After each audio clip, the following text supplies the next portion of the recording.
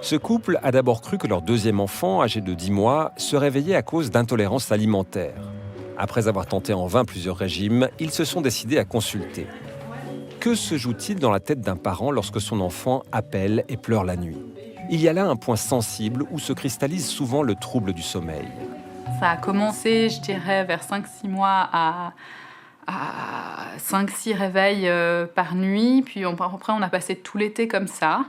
Puis on se disait que ça allait s'améliorer. Et avec la rentrée de la crèche, on est passé à entre 15 et 40 réveils par nuit. Et là, 40.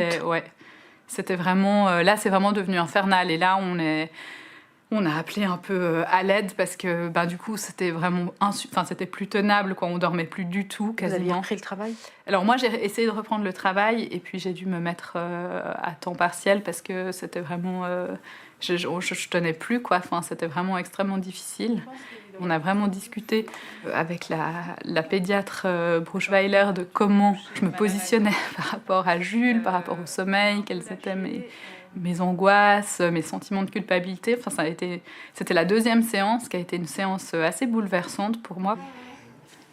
Quand je suis rentrée de la séance le soir, j'ai vraiment dit à Jules qu'il pouvait ne pas être content, mais que maintenant c'était comme ça, il fallait qu'il dorme, que nous on allait rester là, mais que s'il protestait, il fallait aussi qu'il apprenne à être autonome dans le sommeil. Et là, j'en étais vraiment convaincue. Et en fait, cette nuit-là, il n'a même pas protesté, quoi. Enfin, les 15 premiers jours, il a dormi sans le moindre problème.